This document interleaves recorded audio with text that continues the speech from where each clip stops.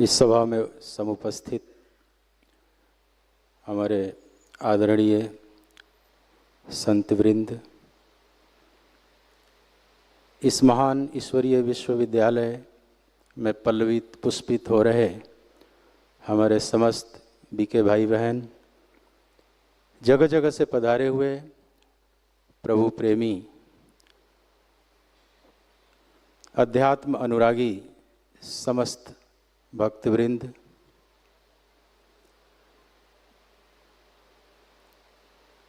आत्म सशक्तिकरण, स्व सशक्तिकरण, सेल्फ एम्पावरमेंट समय की पुकार है। इसमें दो तरफ बातें जा रही हैं। एक तो आत्म सेल्फ से यहाँ मामला है, पर आगे जो समय की पुकार दी गई है ये केवल सेल्फ तक नहीं सीमित है, वह पूरे जगत तक बात जा रही है कि जगत का मंगल के मूल में निहित है स्वयं का मंगल। आत्मा जब सशक्तिकरण होगा, आत्मा सशक्त होगी तो जगत का हम कल्याण कर पाएंगे। इसमें निहित उद्देश्य यही है इस टॉपिक में कि स्वयं का कल्याण, आत्मनो मोक्षार्थ जगत हिताय च। सीधी सी भाषा में अगर इसका हम अनुवाद करें, संस्कृत का वह महान सूत्र आप सभी सुने होंगे, आत्मनो मोक्षार्थ जगत हिताय च। आत्मा का कल्याण और जगत का मंगल, ये दो उद्देश्य, माने दो तरफ यहाँ तीर जा रही है, एक अपनी तरफ, एक जगत की तरफ। अब जरा आत्मा, यहाँ चूंकि शब्द आत्मा है तो प्रश्न उठता है, क्या आत्मा कभी सशक्त या कमजोर होती है? तो नहीं, आत्मा में कोई उतार चढ़ाव नहीं होता। नित्य सर्वगतः स्थाणु अचलो अयम सनातना। भगवत गीता में भगवान कहते हैं नित्य है, अचल है, सनातन है, शाश्वत है। तो जो नित्य अचल सनातन है उसमें परिवर्तन नहीं हो सकता। जो भी परिवर्तनशील होगा वो नित्य नहीं हो सकता। ये सूत्र रूप में आप समझ लें। तो पहले तो बात आप समझ लें कि आत्मा में कोई भी उतार चढ़ाव नहीं होता। तो फिर कहाँ होता है उतार चढ़ाव? होता है जिसको हम अभी स्वयं कह रहे हैं अपने को आत्मा। ये तो सुनी सुनाई बातें हैं, लेकिन सच्चाई से आप अपना विश्लेषण करेंगे तो ऐसे लगता है जैसे मैं शरीर हूँ, मन हूँ, इंद्रियां हूँ, विचार हूँ, इसी को मैं स्वयं समझता हूँ। तो अभी हम जिसको स्वयं समझते हैं वहाँ उतार चढ़ाव होता है। महर्षि पतंजलि ने अपने महान योग सूत्र में कहा, योगश्चित्तवृत्ति निरोधः तदा द्रष्टु स्वरूपे अवस्थानम। तब दृष्टा यह अपने स्वरूप में स्थित हो जाता है। तो प्रश्न उठता है, क्या इससे पहले यह दृष्टा, यह आत्मा, यह साक्षी क्या अपने स्वरूप में स्थित नहीं था? तो पतंजलि कहते हैं नहीं, वृत्ति सारूप्य मित्रत। जैसी हमारी चित्तवृत्ति है वैसा ही हमारा स्वरूप है। चित्तवृत्ति का जैसा पर्दा लगा हुआ है हम वैसे ही दिखाई पड़ रहे हैं। जाकी रही भावना जैसी, हरि मूरत देखी तिन तैसी, है ना। इसका मतलब हरि तो एक ही है, लेकिन सबने एक जैसा नहीं देखा। जाकी रही भावना वही चित्तवृत्ति यहाँ कह लें, वृत्ति सारूप्यम।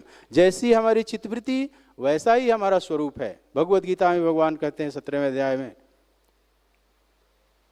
कि जैसा सत्वानुरूपा सर्वस्य श्रद्धा भवति भारत, श्रद्धा मयो अयम पुरुषो यो जो श्रद्धा स एव स।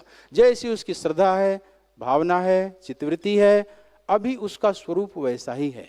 जैसे सूर्य तो अपनी जगह पर हैं, सतत प्रकाशित हैं, वो घट बढ़ नहीं रहे हैं, लेकिन हम चश्मा अलग अलग लगा कर देखें तो सूर्य का रंग भी बदलता हुआ दिखेगा।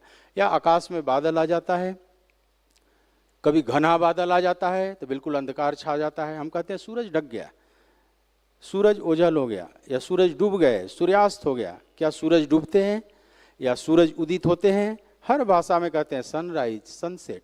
क्या ये बात सत्य है? न सूरज डूबते हैं न सूरज उदित होते हैं।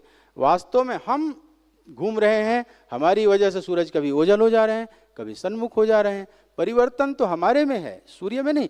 ऐसे ही आत्मा में कोई परिवर्तन नहीं होता, यह बात सूत्र रूप में आप समझ लें।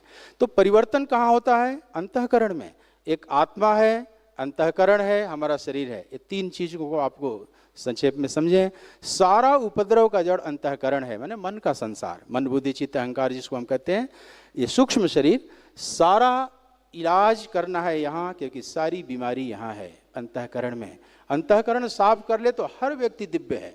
हर व्यक्ति ही मनुष्य ही नहीं, जितना इस ब्रह्मांड में जो भी जीव हैं सब दिव्य हैं। यहाँ कोई भी मलिन नहीं है, सब दिव्य हैं। लेकिन सब अपनी दिव्यता का अनुभव नहीं कर पा रहे हैं, क्योंकि आत्मा जो अंतःकरण के लेयर के बीच में कवर्ड है, उसमें पैक्ड है। अब जिसका अंतःकरण जितना मलिन है, आत्मा उतनी ही दुर्बल है।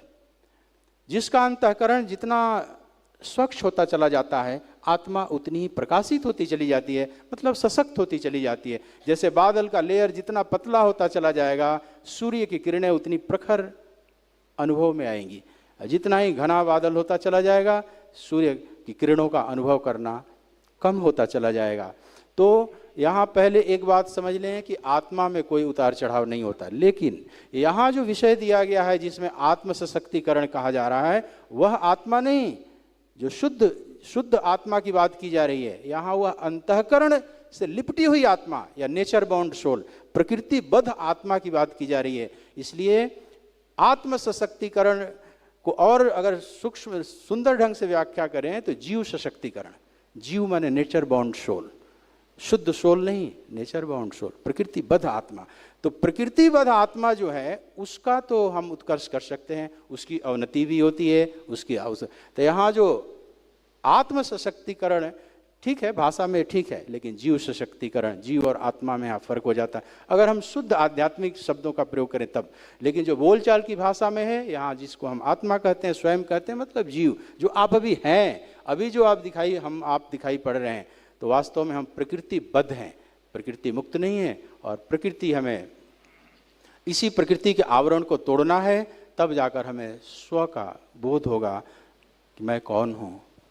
यह सत्य अनावृत होगा, सत्य प्रकाशित होगा। मैं ब्रह्म परमात्मा क्या है, बिना इस प्रकृति के आवरण के तोड़े कोई भी समझने का उपाय नहीं है। एक बात तो पहले ये आप समझ लें। अब दूसरी बात कि इसमें अब जो दूसरा एंगल आत्मनो मोक्षार्थ, ये तो बात है कि आत्मा को हम सशक्त कैसे करें, मतलब अंतःकरण को शुद्ध कैसे करें। अंतःकरण जितना शुद्ध होगा, हम उतना ही सशक्त, मतलब पावरफुल होते चले जाएंगे। हमारा अंतःकरण शुद्ध कैसे होता है?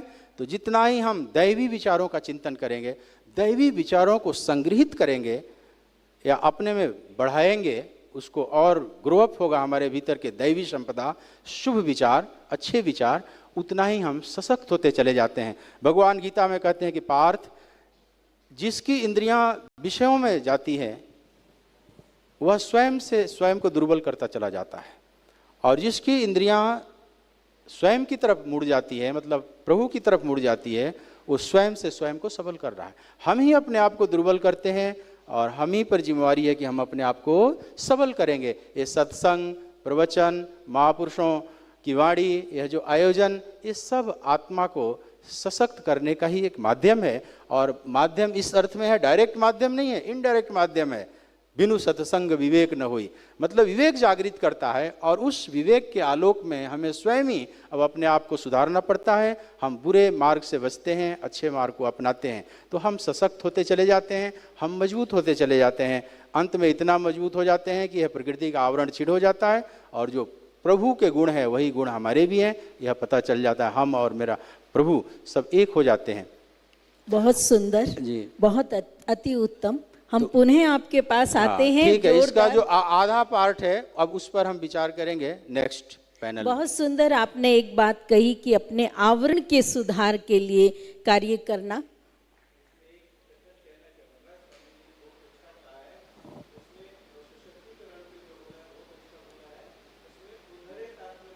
हाँ, आत्मानव साधयत आत्मन्यव आत्मनो बंधु आत्मवरी पुरात्मन।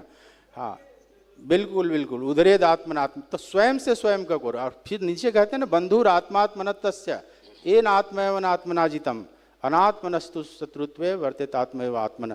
तो हम ही अपने बंधु हैं और हम ही अपने शत्रु हैं। वास्तविक शत्रु कि जिसकी इंद्रियां जीती हुई है। आचार्य शंकर से प्रश्नोत्तरी में पूछा, जीतम जगत के ना, या शत्रु कौन है? तो कहते हैं कि जिसकी इंद्रियां जीती हुई है वही अब मित्र है, और जिसकी इंद्रियां नहीं जीती हुई है वही शत्रु के समान। स्वयं के हम शत्रु और मित्र हो जाते हैं। ये स्वयं की बात हुई, सेल्फ एम्पावरमेंट की। अब हम जगत उद्धार, जगत एक मोक्षाय च, जो बात दूसरी अर्धाली है, उस पर हम नेक्स्ट